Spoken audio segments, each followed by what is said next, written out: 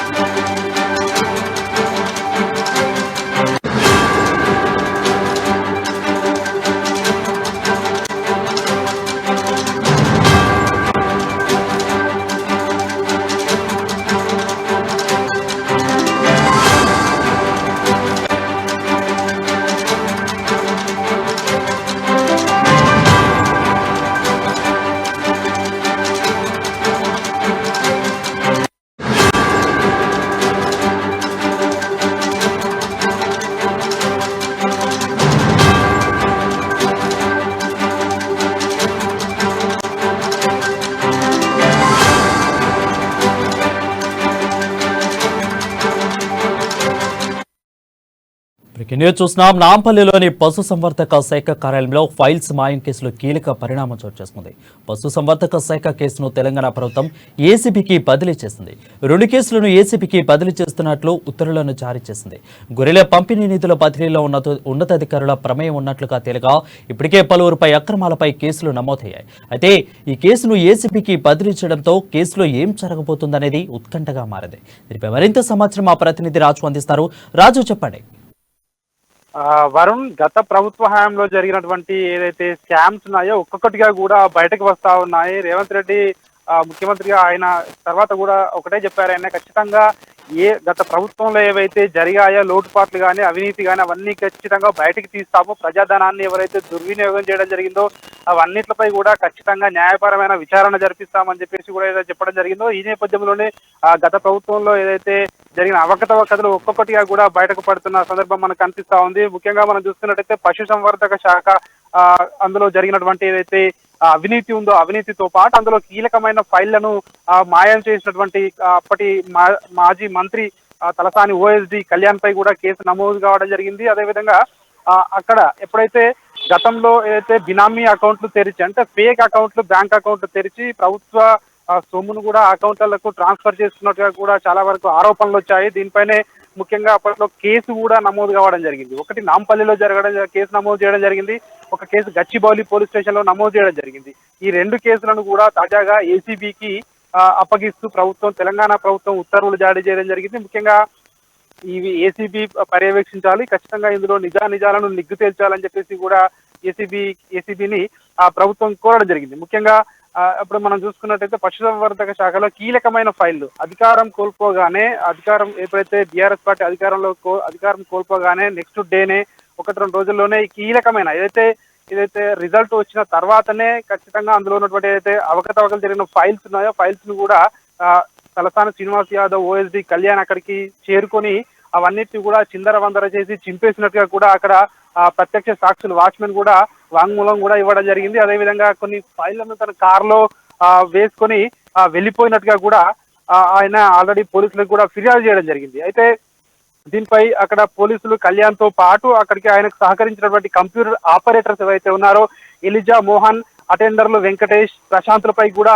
కేసులు నమోదు చేయడం జరిగింది. వీరితో పాటు అదేవిధంగా ముఖ్యంగా ఒకటే ఆరోపిస్తా ఉన్నారు ఇక్కడ ప్రభుత్వం తరఫున ప్రస్తుతం వీళ్ళందరూ కూడా చెప్తా ఉన్నారు. ఒకటి బినామీ అకౌంట్లు ఫేక్ అకౌంట్లు తెరిచి ప్రభుత్వ సొమ్మును దుర్వినియోగం చేసింది ఒకటి, రెండవది కీలకమైన ఫైళ్లను మాయం చేశారు, పశుసంవర్ధక శాఖలో ఉన్నటువంటి కీలకమైన ఫైళ్లను మాయం చేశారని చెప్పేసి కూడా చెప్తా ఉన్నారు. ముఖ్యంగా గొర్రెల ఏదైతే కొనుగోలు పంపిణీ ఏదైతే ఉందో దీనిలో అవకతవకలకు పాల్పడ్డారు అని చెప్పేసి కూడా ఆరోపిస్తా ఉన్నారు. మరోవైపు చేప పిల్లలు, గతంలో చేప పిల్లల పంపిణీ ఏదైతే ఉందో చేప పిల్లల పంపిణీకి సంబంధించినటువంటి దానిలో కొన్ని కీలకమైన ఫైళ్లు కూడా ఉన్నాయి. ఆ ఫైళ్లను కూడా మాయం చేశారు అని చెప్పేసి కూడా ఇటు పోలీసులకు కూడా కంప్లైంట్ కూడా ఇవ్వడం జరిగింది. అయితే మొత్తం విచారణ జరపాలి, ఏ ఏ విభాగాలకు సంబంధించినటువంటి ఫైల్స్ మాయం చేయడం జరిగింది అని చెప్పేసి కూడా దీనిపై ఖచ్చితంగా విచారణ చేయాలని చెప్పేసి కూడా ప్రభుత్వం అయితే ఏసీబీని కోరడం జరిగింది. దీనిపై త్వరలోనే విచారణ కూడా ప్రారంభమయ్యే అవకాశం కూడా మనకు కనిపిస్తా ఉంది.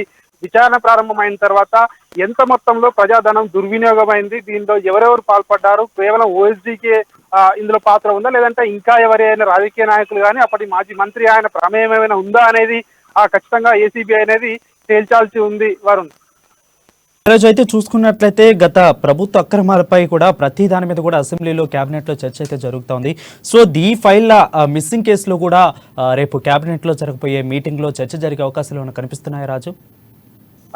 ఖచ్చితంగా వరుణ్, ఇప్పటికే జరిగినటువంటి కేబినెట్ మీటింగ్ లో కూడా ప్రభుత్వం కూడా ఖచ్చితంగా చెప్తా ఉన్నారు, ఏ డిపార్ట్మెంట్ లో చూసినా, ఏ మంత్రి వర్గం శాఖలో చూసినా కూడా అవినీతే కనిపిస్తా ఉంది అని చెప్పేసి నిన్నటికి నిన్న మంత్రి ఉత్తమ్ కుమార్ రెడ్డి కూడా నల్గొండ పర్యటనలో, తన నియోజకవర్గ పర్యటనలో ఉన్నప్పుడు కొన్ని వ్యాఖ్యలు కూడా చేయడం జరిగింది.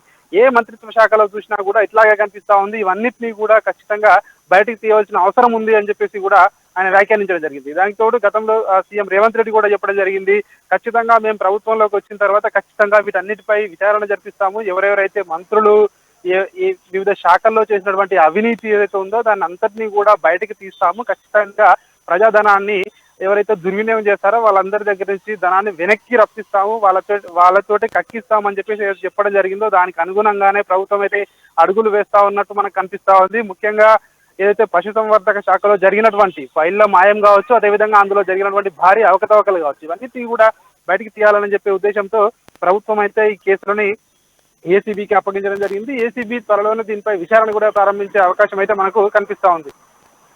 రోజైతే ఆ కేసును అయితే ఏసీబీకి అయితే ప్రభుత్వం బదిలీ చేసింది. బట్ గత ప్రభుత్వం చేసిన అక్రమాలపై సో వీళ్ళైతే ఏసీబీకి అయితే బదిలీ చేస్తున్నారు. మరి గత ప్రభుత్వం ఏ విధంగా స్పందించింది, ఇప్పటివరకు ఏమైనా స్పందించిందా?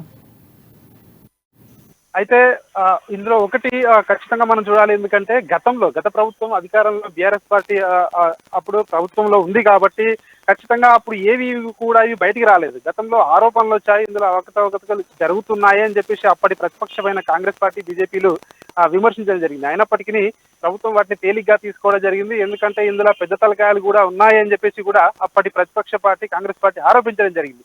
ఈ నేపథ్యంలోనే అప్పటి ప్రభుత్వంలో ఎట్లాంటివి కూడా బయటికి రాలేదు. ఇప్పుడు ప్రభుత్వం మారగానే ఇవన్నిటిని కూడా ఒక్కొక్కటి కూడా బయటికి వస్తున్న పరిస్థితి మనం చూస్తా ఉన్నాము. ముఖ్యంగా ఏదైతే కీలకమైన ఫైళ్లను మాయం చేశారో, ఖచ్చితంగా ఫైళ్లను మాయం చేసినప్పుడు అక్కడ ప్రాథమికంగా అర్థమవుతా ఉంది అందరికీ కూడా ఇక్కడ ఏదో అవకతవకలు జరిగాయని చెప్పేసి కూడా ఇప్పటికే దానిపై కేసు కూడా నమోదు కావడం జరిగింది. ఈ రెండు కేసులు కూడా ఒక్కొక్క డిఫరెంట్ పోలీస్ స్టేషన్ పరిధిలో ఉన్నాయి కాబట్టి ఆ రెండింటిని కూడా ఒకే దగ్గరకు చేర్చి దీనిపై, ఎందుకంటే ఇందులో చాలా వరకు అంశాలు ముడిపడి ఉంటాయి, ప్రభుత్వ అంశాలు, అదేవిధంగా ప్రజాధనం దుర్వినియోగం, ఫైళ్ల మాయం, ఇవన్నిటిని కూడా ఒకే దగ్గర విచారణ చేయాలి. ఖచ్చితంగా ఏసీబీ అయితేనే ఈ విచారణ నిష్పక్షపాతంగా చేస్తుంది అని చెప్పి ప్రభుత్వం భావించింది కాబట్టి ఆ కేసులను ఏసీబీకి అప్పగించడం జరిగింది. ఈ రోజు నిర్ణయం తీసుకోవడం జరిగింది దీనికి సంబంధించి. అయితే ఖచ్చితంగా చూడాలి ఇందులో ఏ రకమైన విషయాలు బయటికి వస్తాయి అనేది మాత్రం ఒక ఉత్కంఠ అయితే నెలకొని ఉంది అందరిలో కూడా. ఎందుకంటే గతంలో అదే ప్రభుత్వం రిజల్ట్ రాగానే ఖచ్చితంగా ఇందులో అవకతవకలన్నీ బయటికి పడతాయన్న ఉద్దేశంతో ఈ ఫైళ్లన్నీ వాళ్ళ ఓఎస్డీ చేత మాయం చేపించారు అప్పటి మాజీ మంత్రి అని చెప్పి కూడా కొన్ని ఆరోపణలు వినిపిస్తా ఉన్నాయి. ఈ ఆరోపణలు ఎంతవరకు నిజం, మరి ఒకవేళ అందులో అవకతవకలు లేకపోతే ఎందుకు ఫైళ్లను చిందరవందరగా చించి పడేశారు ఆఫీసులో, అక్కడ ఉన్నటువంటి సీసీ కెమెరాలు కూడా పనిచేయకుండా ఎందుకు చేశారు, సీసీ కెమెరాలు అంతకుముందు గత కొన్ని రోజులుగా ఎందుకు పనిచేయకుండా చేసి ఇదంతా వ్యవహారం నడపవలసి వచ్చింది అని చెప్పేసి కూడా ఆ కోణంలో కూడా దర్యాప్తు చేయాలని చెప్పేసి కూడా పిటిషనర్లు కోరుతా ఉన్నారు. ఖచ్చితంగా ఇటు ప్రభుత్వం కూడా చెప్తా ఉంది దీనిపై ఖచ్చితంగా విచారణ వీలైనంత తొందరగా విచారణ జరపాలి, ఖచ్చితంగా ఎవరెవరైతే ఇందులో ఇన్వాల్వ్ ఉన్నారో వాళ్ళందరికీ కూడా శిక్ష పడాలని చెప్పి ఇటు ప్రభుత్వం కూడా భావిస్తా ఉంది.